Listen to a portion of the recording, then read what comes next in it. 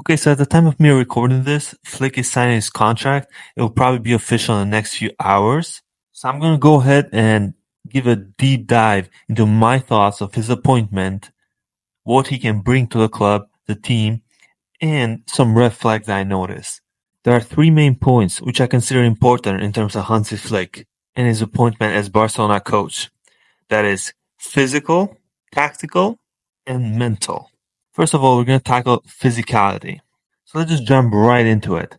It has been no secret that physicality has been an issue for Barcelona for the past few years. I believe it started with Ernesto Valverde with questionable training regimens. It's continued with Xavi. Considering the team is young, some of it you can attribute to that. Maybe they're still getting the feel for their body, their bones are still growing, their bodies are still growing. But it's gotten to the point where it's ridiculous and it goes beyond just the team being too young. There has to be some issue with Xavi, his physical preparation, that is just harming these players. In the past 2 years under Xavi, we've had half our team injured, the biggest moments when we need them most. That simply cannot happen again. Whether it was the player's fault, whether it was Xavi or his physio's fault, it does not matter. It cannot happen. And under Hansi Flick, I think we will truly see whose fault it was. We all have an idea of Hansi Flick's physical preparation with Bayern. We saw what they did. He was able to turn them into physical monsters over COVID season. Can he do the same thing at Barcelona? If he cannot, then there will be more questions regarding the players themselves. And if we will have to make hard decisions in terms of the transfer market. As good as some players are, like Pedri, for example, if you are not on the pitch, it doesn't matter. We simply have to cut losses. I'm sorry, it has to be done. But if Hansi Flick manages to mitigate these injuries, then it's on Xavi and his entourage. Somebody has to take the blame, and we will find out why these injuries are happening. I am super excited to see Hansi Flick put these guys to work. Super excited to see the change in their bodies. I am also scared for some players who might not be able to cope with the intensity increase and the demands that Hansi Flick will require them. I'm just going to say, players like Pedri, I think he'll be fine, but I'm not 100% sure Pedri will be up to standard for Flick. It will be very interesting, but also scary, and I'll be prepared to see some really beloved players let go. Now moving on to tactics. I believe Hansi Flick will line up in a 4-2-3-1. That is the lineup we've always seen him on. That is what he prefers. It envelops that fast-paced, direct, almost counter-attacking, but not really, type of football. There's been reports of a new goalkeeper. I believe he'll stick with Ter Stegen.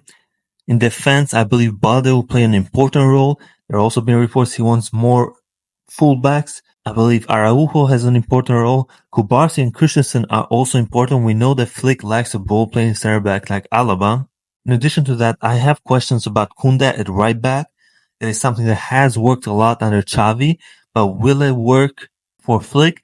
I do not question Koundé's ability as a defensive fullback, but I do question his pace and his attacking ability to hold width, to go up and attack more. Will Koundé be able to do that under Flick? I'm not too sure unless he decides that Koundé is that defensive stability player. Might see Koundé moved at center back though and sign another right back completely. At CDM, I believe Frankie de Jong is someone who should be the most worried. His style of play does not fit Flick at all, in my opinion. Frankie is all about holding the ball, nice touches and all that, but he takes too long on the ball. And also defensively, he's not that great. He gets caught ball watching a lot. I don't see Frankie being a Flick player. Combine that with the need to sell players, combine that with rumors for years now that Frankie will go. I have a very big suspicion that this will be Frankie's last year if we can find a suitor for him. We really do not have any quality DMs, so to play two pure DMs, I think it's impossible this year. I believe Gavi, if he's fully fit, will play a role in that double pivot sort of position where he's allowed to go up a little bit, almost like a box to box. It is not perfect, but we'll have to do until we get more pieces for the team. In addition, we've talked about Kimmich. He can play right back. He can play CDM. He fits both roles, but is not a single pivot. Can Kimmich play with sort of Gavi? Some games I can see it, not every game. You still need somebody who is defensively solid and holds his position, and neither of those two players are that. I can understand if there's no other choice, and if he really likes Kimmich, we can roll with it for one more year, but it is not ideal, and I'm worried about who is going to come in for the CDM position. Up front, if it stays, it should be Pedri, also Gundogan. We can see them rotating a lot. I think it's perfect for them in terms of that getting in front of the striker, almost second striker role, attacking midfielder, you can say. That Miller role, kind of basically. Up on the right, I think that Rafinha will fit Flick's system. I think he presses a lot. He has a lot of stamina. He's decently fast. And again, please, please, please rest Lamine Yamal. I do not want to see Lamine Yamal start in every game like this season. It's a matter of time before he gets injured, especially under Flick's demanding type of football. Rafinha should be the starter. Bring Lamine on for 20 minutes. If Flick does that, I'm happy on the right wing for one more year. On left wing, I think we do need signings. I do think we have Fermin who will fit Flick's style. It's almost that false winger style. He can also play as center midfielder. He presses a lot. He gets into the area a lot. He's all about fast transitions, no playing around. He's not a typical La Masia midfielder. I think he will suit Flick perfectly, but we do need somebody else on that left wing. As a striker, I believe he'll still line up with Lewandowski. It's his buddy from Bayern days. He got the best out of Lewandowski. His Ballon d'Or season, which he did not get, was under Flick. So yes, he's not the same, but he can get the best out of Lewandowski more than Xavi, I believe so, even at his old age, yes. We also have Roque, which, unlike Xavi, I think Roque fits with Flick. His pressing system creating chaos, I think that suits Flick. We may see Roque just stay, and I think he should stay because it's a disgrace letting go of the kid after just coming in and making that big sacrifice and spending that much money to just let him go like that. Let him be Lewandowski's sub, let him learn from him, bring him on for the last 20 minutes when Lewandowski's tired. And that's it. That's all he has to do. I think that will be the system under Flick. A right back, a DM, and a left winger would be the signings. But moving on to the last but not least section of the video, it is the mentality. Just like a lack of physicality and a tactical ineptitude or inexperience have been big issues for this team in the past few years, mentality has also been crucial ever since the Messi days. It started a long, long time ago and has pursued us for years and years and years, and I am tired of it. I'm tired of this team getting scored upon one or twice and then always giving up. I am tired of this team never beating a big opponent in the UCL. And if we did our job right, we'd have been in the final, but the team lacked the mentality yet again. It was tactically perfect, physically it was good, and it just, you need all three. I'm sorry.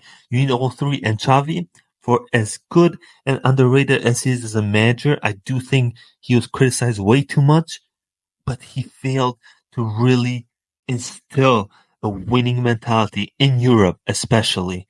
His European record was not great.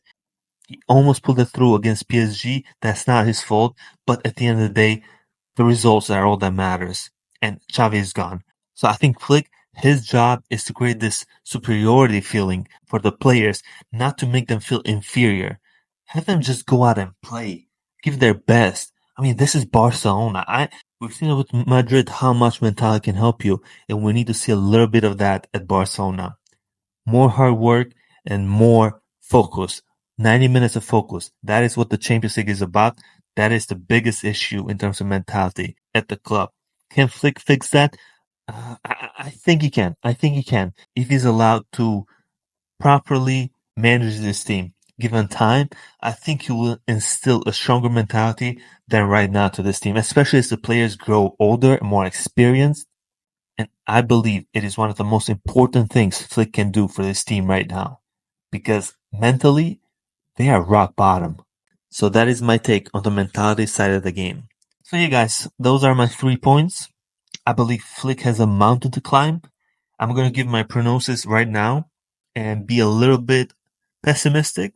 People will not like it, but I don't think we win a trophy next year unless we do some major moves in the transfer market. But just like with Xavi and with Flick, I believe both managers should be given this next coming year as a rebuild year.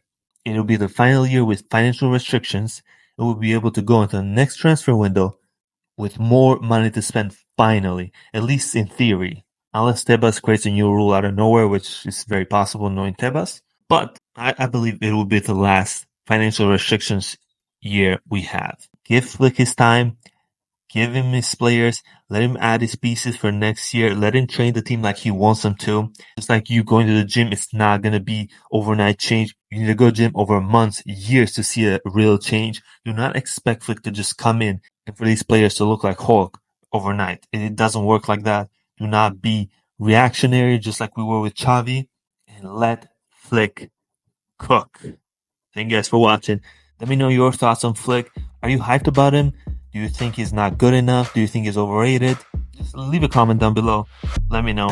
Thanks for watching the video. Peace out, man.